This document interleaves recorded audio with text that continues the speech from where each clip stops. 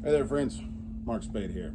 Hope this video finds you well. Today's video is my top 5 summer smokes. Now, top 5 videos, I don't know. I've watched a lot of them. Is it kind of a gimmick? I don't know. Maybe, probably. But we're going to talk about some gimmicks anyway, so let's do it. So let's talk about it. Summertime is a difficult time to smoke a pipe. It's freaking hot outside, right? So it's for those of us that don't have convenient spaces to get away from the heat, we find ourselves, battling it out in the shade with the bugs and the sun and all this. Man, golly, bum is it difficult, especially down here. It's awful humid, and not to mention particularly hot. I went down to South Florida, and that was hard to smoke a pipe down there. It is, man. Going out on the patio, good grief. We're going to talk about my favorite summer blends. And then I'm also afterwards going to talk about perhaps a few pipes that might lend you a better experience in the summertime. So we're going to talk about a few things that relate to summer in this video, so I hope you stick around to the end. Latakia blends can be a bit harsh this time of year. We don't all want to go outside and get punched in the stomach by smoky flavors, right? Some of us like it, right? But that smoky, savory, it doesn't always translate. What I have found is a perfect summer English. It's my favorite this time of year. In terms of, don't forget, Maltese Falcon is the greatest English blend of all time. But that's not what I'm talking about right now. And I smoke Maltese Falcon all year long. I'm talking though specifically about those of us who would shy away from such a amazing blend this time of year because we might find the notes a bit oppressive when it is aligned with the heat as we live perhaps a little bit closer to the equator. So let's think about that. Back to the blend, the real blend that I'm talking about. The blend that I'm talking about is Cornell and Deal's Sam's blend. Now, what got my attention first and foremost is that I love black labs. My black lab is the greatest black lab of all time, and this looks a bit like her. So this one I wanted to try for the simple fact that the tin art is spot on. Now, in addition to it, Sam's blend is a mild English. It's not deep, it's not complex, it's actually very straightforward, but it's on the brighter side of English blends, and it's wonderful for that reason alone. Its simplicity renders the experience that isn't too complicated. It doesn't give you much to get excited about. And so what it does though is it sets an atmosphere. If you have a craving for Latakia and it's hot outside, the kids are running the sprinkler, they're in the pool, you got the dog running around playing fetch or whatever, I can do every bit of that whilst enjoying an English blend. And for me, that's kind of a big deal, and maybe it is for you too. I recommend this one right here. It is an all summer long English blend right here for sure. It's not too much. You can smoke it in the morning, you can smoke it all day long. It's balanced and pure. Another thing about the summertime is that I, for whatever reason, really enjoy ginger ale this time of year. It's got plenty of flavor, but it's not too harsh. It's not too much on the stomach, and it pairs really nicely with this next blend. So we're gonna go with GLP's Windjammer. Windjammer is robust. It's the most robust blend on the list for sure. It does pack a bit of a punch, especially fresh. I prefer it to have, at minimum probably 6 months. I really like it after a year. So if you get lucky and buy a tin with a year on it, just pop it open and get on with it, right? But it's a wonderful blend. It's balanced.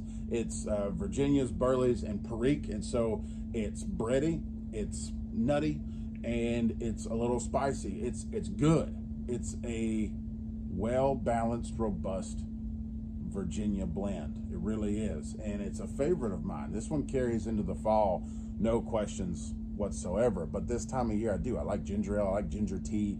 It's good, and it pairs really nicely with both of those beverages. Verner's, if that's your way, it's like the root beer of ginger ale. But any kind of ginger ale, any kind of ginger tea, I definitely recommend pairing with this blend right here. And also, it's good because sometimes in the summertime we do some stuff that makes you feel a bit more rugged. you know, I guess. Like I like taking it with me if I'm gonna go on a hike this time of year, or if we're gonna get out on the boat, go camping, something like that. Windjammer's a good partner for those kinds of things. It's when you're outside, you're doing something, and you're gonna take a minute and relax.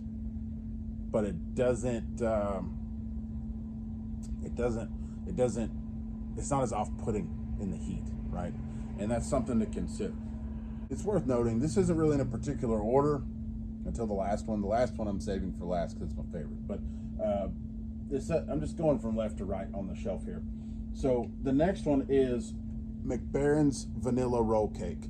Now, this one, it's one of my most favorite aromatics, right? I have a couple aromatics up here that stand out for different reasons. And I have a few favorites, and this is among them because the vanilla is confectionery, right?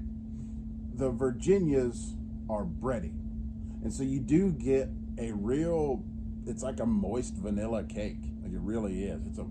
Man, is it a wonderful flavor. But there's also like a spice cake note that sort of comes and goes. And I have a pipe that I've almost unintentionally kind of dedicated to this. There's a particular pipe that sings wonderfully. That's my Radis Rind Pure.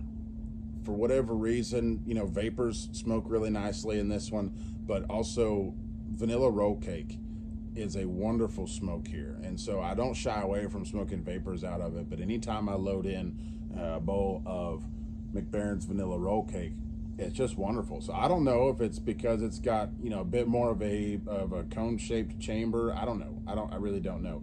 There's just something about it in this particular pipe. I've smoked it in a couple others. This is the best experience. So I don't know if that's going to help you out or not, but I hope it does. Definitely a dessert smoke, you know, for this time of year. So, you know, after dinner, it's great.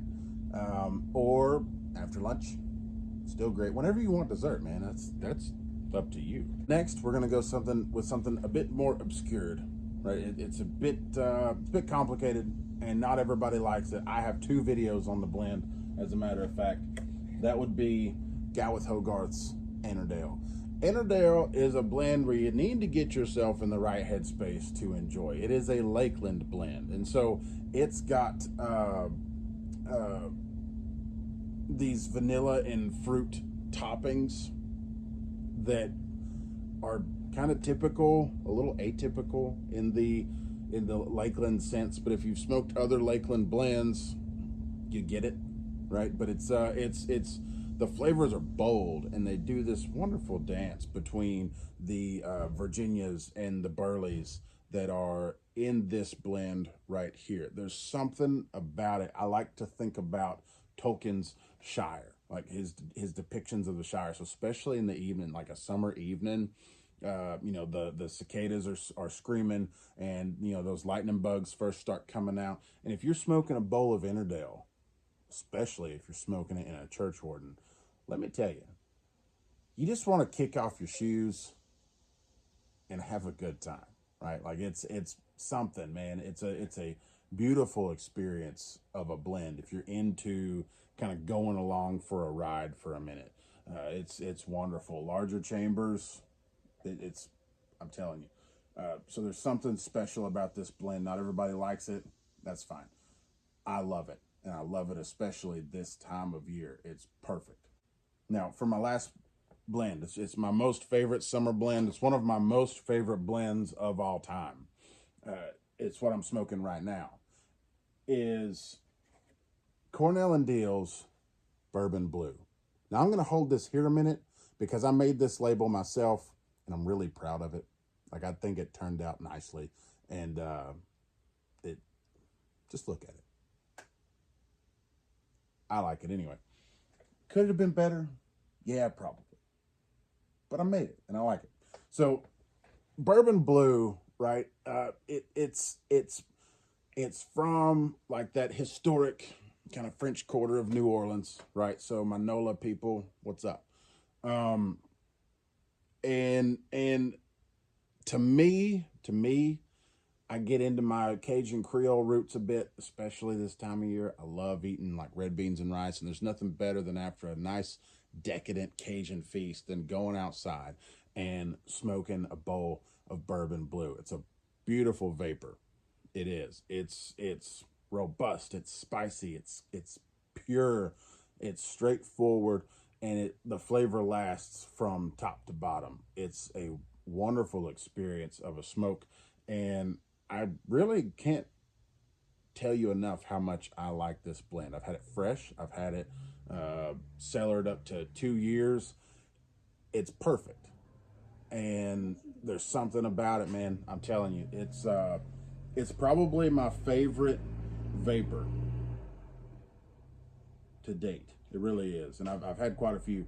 This one's my favorite, and this is one where, I mean, honestly, if you like, if I'm eating a couple beignets, I'm already thinking about the contrast afterwards of smoking some Bourbon Blue, right?